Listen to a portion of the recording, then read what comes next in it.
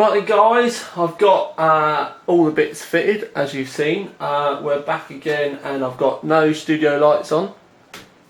Just to show you how mental this thing still is. It's actually quite an overcast day as well. I'll just spin you around. I'm going to turn the camera around so I can see where the camera's going, but I'm not sure whether the camera's going to focus. There you go. It's a pretty crappy day. It's also a pretty messy office at the moment as well. But anyway, right, we've got the laptop here. So, solid state drives in, memories in. I didn't show you the boot times before because, do you know what I mean, at the end of the day, just watching the boot time is boring, but I'll show you how fast this thing boots up now. Right, literally, just press the start button.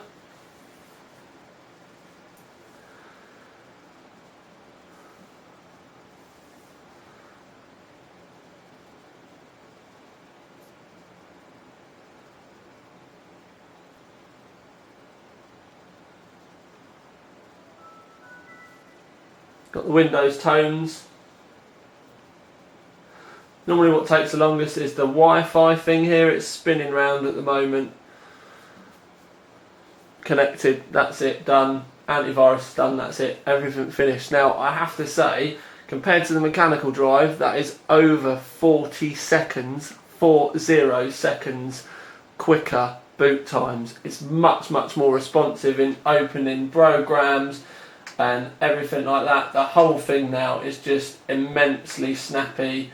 I mean, I don't really want to just start randomly opening stuff, but it's just pop, pop, pop. It's really quick now. I've turned a few things off in the startup and stuff like that to be able to get the wireless and stuff going on quicker. But basically, with the solid state drive and a few tweaks, it's almost a completely different laptop. Absolutely amazing. Now what I'm going to do is I'm going to show you CPU-Z. What I'm going to do is just zoom you in and then move the camera. I'm doing this live, but I know it's not in the middle, but you'll just have to, there you go, put up with it. Obviously speed step is on, you can't turn it off with the laptop, but we want to look at the memory. 931, it's running at 1866 give or take, and you can see that the timings have gone in at 11:11:11:32, so it's actually manually set itself up. I'm not running 13:33 like you would have been with a normal desktop, because obviously with desktops you have to manually set your memory speeds and everything. So it's gone straight in. You can see it's reading 8 gig as well. Now what I'm going to do is I've got a lot of stuff saved. Now these are basically the memories results and stuff that I've shown you before, but what I'm going to do is if I open this, basically this is the results from the IDA 64 benchmark. Now what I'm going to do is I'm now going to run IDA again, do exactly the same benchmark. We'll do it right in front of you. Well, with this one I can do in front of you anyway. And then we can compare the results. In fact, I won't bore you. I'll cut off here and I'll show you afterwards. Right then guys, basically the one at the top is the old score, the one at the bottom is the new score, and I'm just going to, you know, throw a few about. Read is 15,268, and on the new one read is 17,821, write is 15,558, right on this one it's 16,278, copy is 16,954, copy is 18,232, latency is 57.9, latency is 50.3. So across every test you've got at least a 10% bump there. Sometimes more. I'm just saying, do you know what I mean? I've not sort of calculated it or anything, but you can see everything has taken a good step. Roughly, give or take, the read has gone up by 2,500. The right has gone up by 1,500. Sorry, the copy has gone up by 1,500, and so has the right.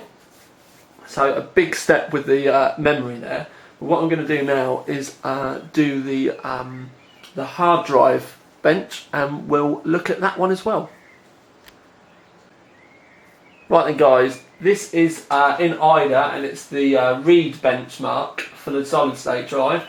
At the top we've got the mechanical drive that was in here originally, and then at the bottom we've got the solid state drive, and basically the linear read is 85.1 compared with 232.9. Linear read is 67.6 compared with 225.1. Linear read at the end is 42.3 compared with 147.3. Random read is 55.3 compared with 213. Buffered read is 217.5 megabyte a second, and basically that's the only result that the solid state drive comes down on, because the buffered read on the solid state drive is 206.4. It's obviously, you know, to do with the cache on the drives more than the actual drive performance. And then average read access is 17.21 milliseconds compared with 0.29 milliseconds. So the performance of the solid state drive compared to the normal one on everything apart from the buffered read is, do you know what I mean? Some of them go as far as to almost 4 times the difference. So a massive amount of difference. I mean, the worst that you get in there is sort of like, it's better than twice. But like I said, some of them are sort of like 55, and then comparing it with 213, it's almost 4 times the difference. So solid state drive has made a massive difference there.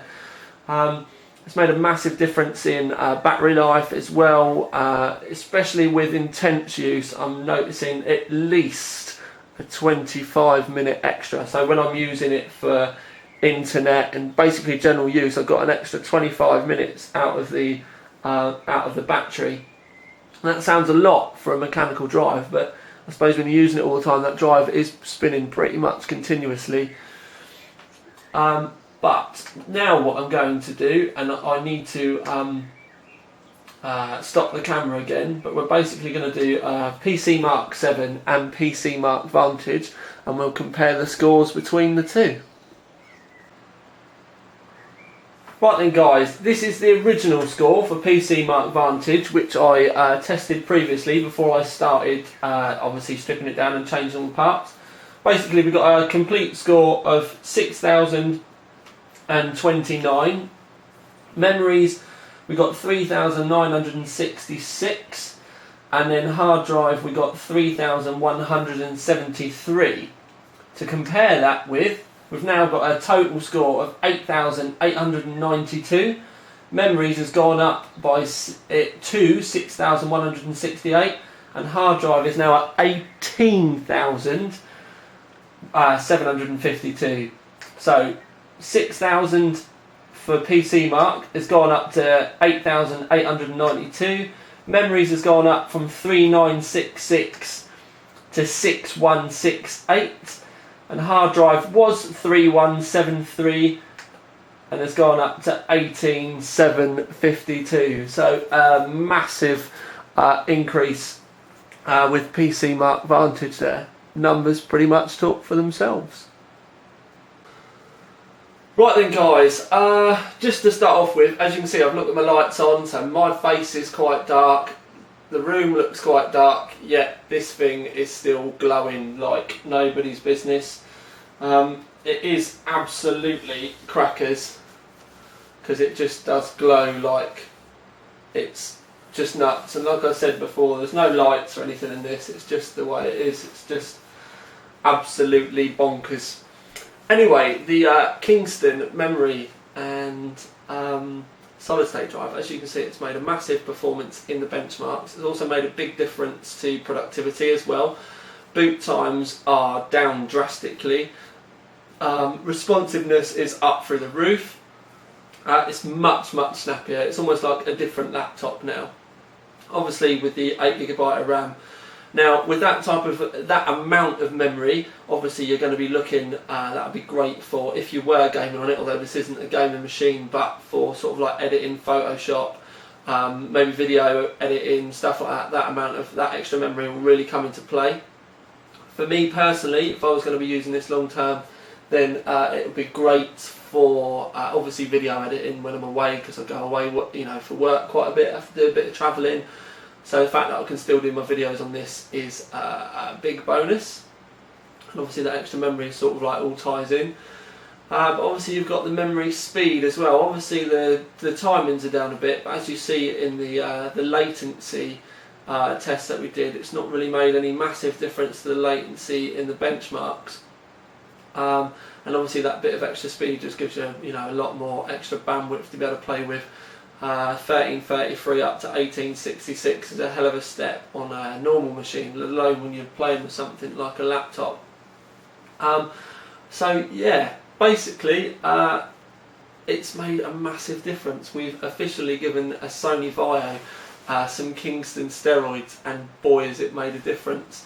Many of you may have wondered why I picked the silly mega bright green Vaio. Well, got a bit of a thing for green anyway, and let's be frank, putting Vaio in the title of the YouTube videos is going to get a lot more people finding it. So yeah, if you found one of my videos for the first time, this is one of the first few laptop videos that I've done, but I'm looking at being able to do more. If you like them, if you like the format, if you like the fact that we just have a bit of a chin wag, if you like the fact that they're really long as well and we try to cover everything, don't forget to subscribe and comment.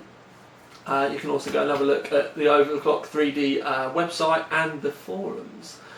But yeah, this is the end of the video, guys. Results pretty much speak for themselves. The Kingston plug and play kit is the first kind of memory kit for a laptop that I've seen like this. Lovely little heat spreaders and everything on them. Because of the way that the Sandy bridge works, they all go in without a hassle. You've literally just got to fit them. So for the memory kit, we would definitely give it a gold award, because it just does its job. You can see that the performance has gone through the roof. We've obviously not really got a lot to compare it to, but you know, sod it, we'll give it a gold award anyway. And for the V100 solid state drive, basically it's the first time that I have ever actually used the like the notebook upgrade side of these kits. I do get them in the big boxes quite a bit, but literally you can follow the guide on the notebook, on the drive, image your hard drive across. It really is quite simple, and it made it a lot easier than, because this is actually the original install that I used the Kingston kit to just bounce across to the new solid state drive.